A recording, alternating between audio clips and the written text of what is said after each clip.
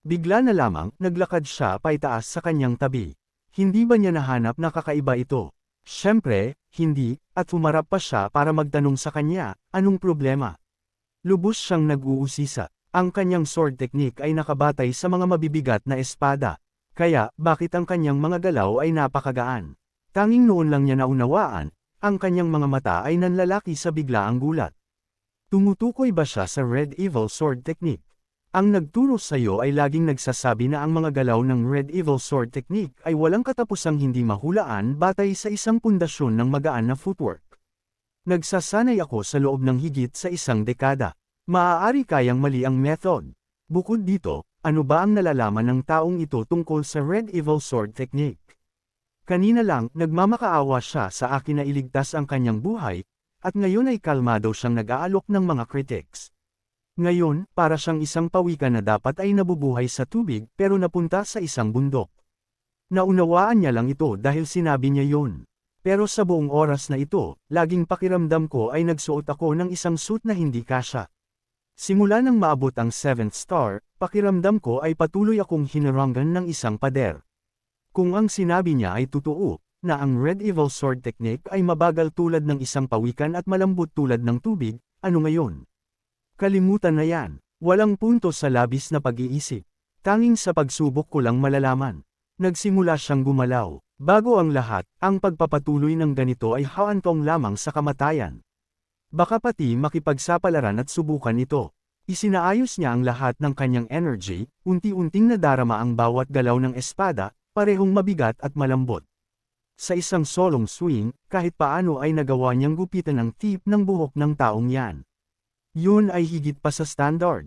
Yan mismo ang dapat na pakiramdam. Ang galaw na ito ay walang kulang sa isang insult para sa taong yan. Nagngangalit ang kanyang mga ngipin sa galit, umaatungal tulad ng isang tigre. Ikaw na arrogant na bata. Agad siyang lumusab sa kanya gamit ang napakalaking puwersa. Nagtitimpi siya noon, pero ngayon ay talagang galit na siya at nakikipaglaban ng totoo. Si Jung Shaolin ay nataman at dumura ng dugo, nahihimatay agad. Sobrang nahihiya siya na naging galit na galit, lumulusob paitaas. Kailangan kitang patayin. Pero paano? Sa isang iglap, si Jung Shaolin, na lumilipad sa hangin, ay naglaho ng walang bakas. Nakatayo siya doon, natitigilan, sandali, saan napunta ang babaeng yun? Bigla na lamang, isang boses ang sumagot, narito mismo. Tumingin siya paitaas at naunawaan na hawak siya ng mahigpit ni Chelian, nakalutang mismo sa itaas niya. Nakatayo siya gamit ang kanyang mga binti na perpektong tuwid, sumusuporta sa kanya ng walang kahit anong pagsisikap. Ang mukha ng lalaki ay naging maputol-putol tulad ng isang sheet, bumubulong, ang void step technique. Hindi, ito ay mas kahanga-hanga pa. Si Chelian ay naglakad ng casual sa hangin, nagpapaliwanag sa kanya, ito ang falling flower step ng Heavenly Thunder footwork. Ang martial arts mula sa panig ng aking ama ay bihira lang na ipasa, kaya marahil ay hindi mo sila makikilala. Ang lalaki ay lalong nalito, ang kanyang mga tainga ay tumutunog. Martial arts mula sa panig ng iyong ama. Iniupo niya siya, isinandal ang kanyang likod sa isang puno. Ang aking ama at ina ay nagkahulugan ng loob sa unang pagkakataon na magkita. Hindi ako kailanman naniwala sa mga ganitong bagay, pero ngayon ay sa tingin ko ay naunawaan ko na. Habang nagsasalita siya, ang kanyang mga mata ay nagningning ng maliwanag sa interes habang nakatitig kay Jung Shane, bagaman sa kasamaang palad ay nahimiti siya at walang kamalay-malay sa kahit ano. Ang hacker ay nanginginig tulad ng isang dahon, nauuto, hindi makapagsalita. Ikaw, nakamit mo ang eternal youth. Paano ka napakabata pa pero alam mo ang martial art na yan? Habang umaatres siya sa panik, ikinaway ni Chelian ang kanyang kamay at pinalabas sa kanyang mukha ng napakasama na nadurog ang kanyang mga features. Kahit ang kanyang mga ninuno ay hindi siya makikilala ngayon. Ang kanyang bungo at mga ngipin ay nadurog. Ipinadala siya na lumilipad sa isang napakalaking puno. Sa pagkakataong ito ay alinman sa napilayan siya o patay na. Nakahiga siya doon na lubos na naguguluhan. Paano ito naging posible? Ang taong ito ay nasa isang tuluyang ibang antas. Pero ang pag-unawa rito ngayon ay huli na. Madaing lamang siya, nagmamakaawa para sa kanyang buhay habang naglalakad si Chelian patungo sa kanya. Alam mo ba kung bakit galit ako sa aking ama? Dahil tiyak na sasabihin niya sa akin na, patawarin ka. Napaka-annoying, pero ang sakit ay bumuhos sa kanya tulad ng mga alon.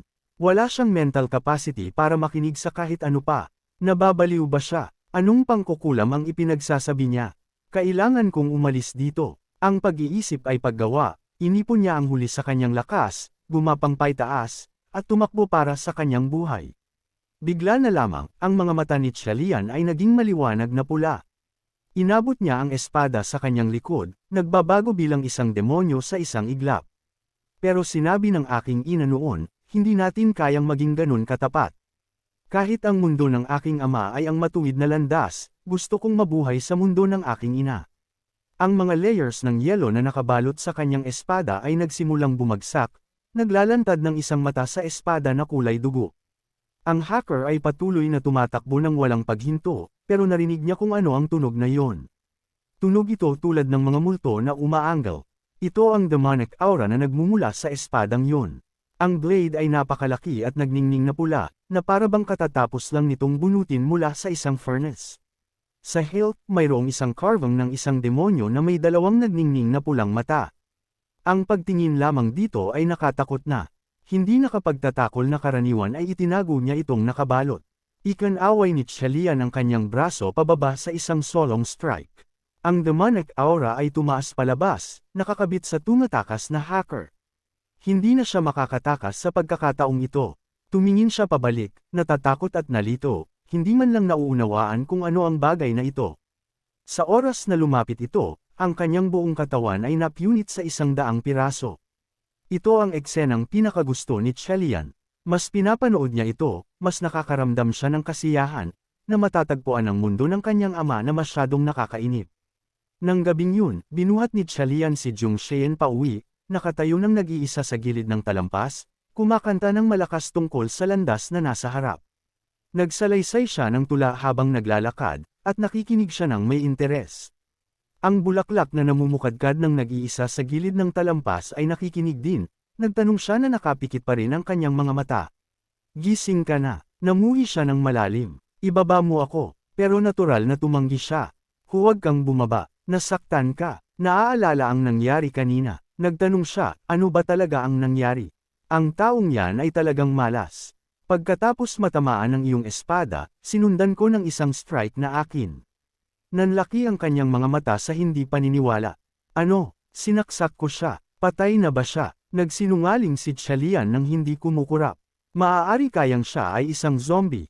Sinaksak sa puso at buhay pa rin. Sobrang nagulat siya na hindi siya makapaniwala. Patay na siya. Kalahati ng kanyang buhay ay kinuha ko.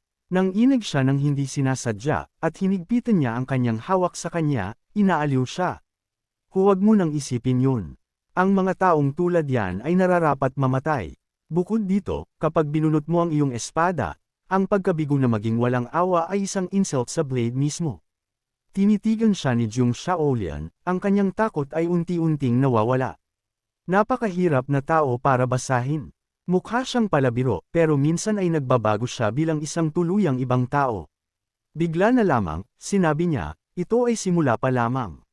Hindi ko alam kung bakit pero pakiramdam ko ay sobrang excited ako. Sumigaw siya, simula pa lamang ito.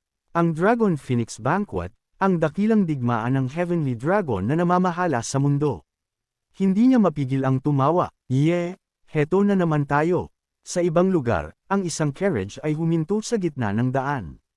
3 tao ang nakatayo doon at masasabi ng isa kung sino sila sa pamamagitan lamang ng pagtingin sa kanilang mga armas. Ang matandang babae, si Yang Hua, ay tumingin at nagtanong, nabili mo ba ito? Ang mukha ni Tian Wuyu ay nagdilim. Oo, habang mabilis niyang inilalabas ang isang umiusok na basket ng mga masasarap na buns, ang matandang babae ay kumuha ng isa at nagsimulang ngumunguya ng may kagalakan, ang kanyang mood ay agad na nagbago. Tumawa siya, malapit na tayo sa Wuhan. Ang paglalakbay sa ganitong bilis ay maganda. Pinapaalala nito sa akin ang mga purong araw. Ang carriage ay patuloy na gamulong, ang 3 sa kanila ay kumakain at nag-uusap. Alam mo ba ang sinabi niya noong unang beses kaming magkita 20 taon na ang nakalilipas? Ungkatin mo pa ba yan ulit? Oo, sa sandaling makita niya ako, binunot niya ang kanyang espada at sinabi sa mababang boses, dakilang demonic empress? wala akong pakialam sa mga evil deeds na ginawa mo, pero kapag nang ahas kang tapakan ang anino ng aking young master, mamamatay ka mismo rito. Nitindaang mabuti ng matandang babae ang mga salitang iyon. Ang matandang lalaki na si Ling Dashang ay napakamot sa kanyang ulo sa pagkapahiya. Noong mga panahon na yun, isa lang akong knave brat na hindi alam kung gaano kalaki ang mundo. Pareho silang napatawa ng malakas. Tumingin si Tian Hua at nagtanong kung sino ang young master na binanggit nila.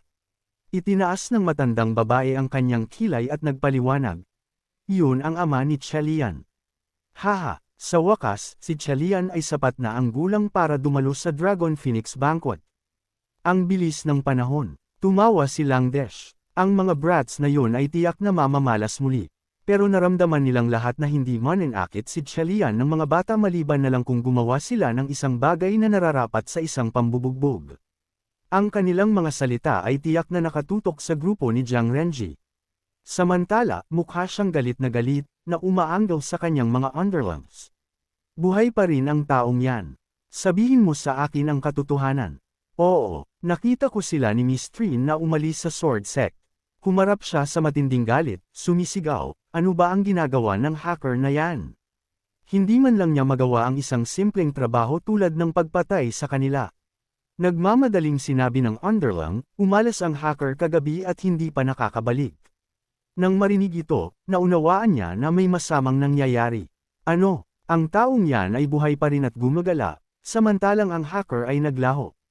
Tama ang kanyang hula, pero bago pa man tumagal ang pag-iisip ng kahit 3 segundo, itinapon niya ang kanyang ulo pabalik at tumawa tulad ng isang taong nababaliw, tinatanggihan ng ideya. Tiyak na nababaliw na ako. Bakit ko maiisip ang ganitong bagay? Nagdesisyon siya, kahit na hindi ko alam kung paano siya nakaligtas. Titingnan natin kung ito ay nakabatay sa tunay na skill o swerte lang sa Dragon Phoenix Banquet. Hindi nagtagal, dumating ang araw. Inilawan ng mga paputok ang kalangitan. Sa Thian Kyokin Dragon Phoenix Banquet, maraming tao ang dumating sa maayos na kasuotan, hawak ang kanilang mga armas sa maayos na linya.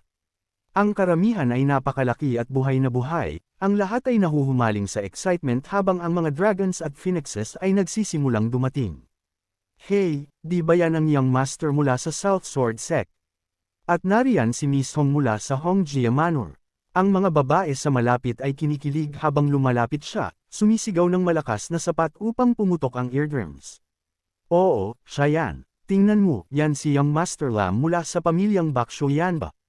Young Master Lam. Oh my, mas gwapo pa siya kaysa sa mga chismis.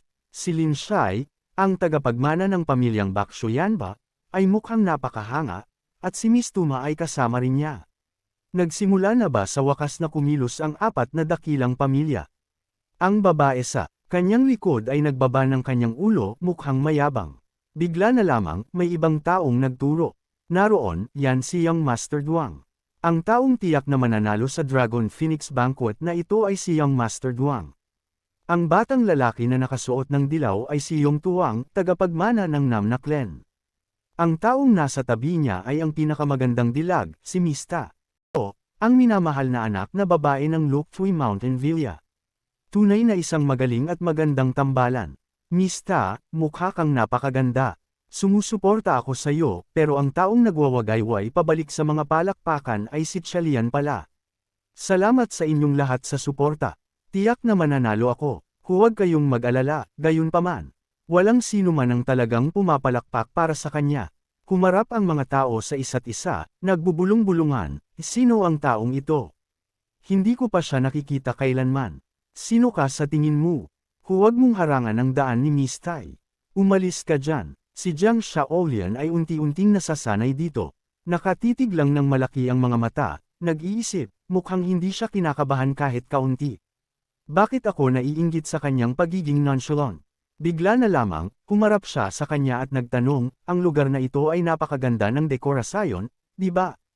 Ang pamilyang Bakso yan ay tiyak na napakayaman. Nagningning ang kanyang mga mata, at ngumiti siya ng malumanay. Kung ganun, magsumikap tayo ng magkasama. Yun lang ang kailangan upang makuha ang kanyang puso. Hindi niya mapigil ang ngumiti at tumango. Oo.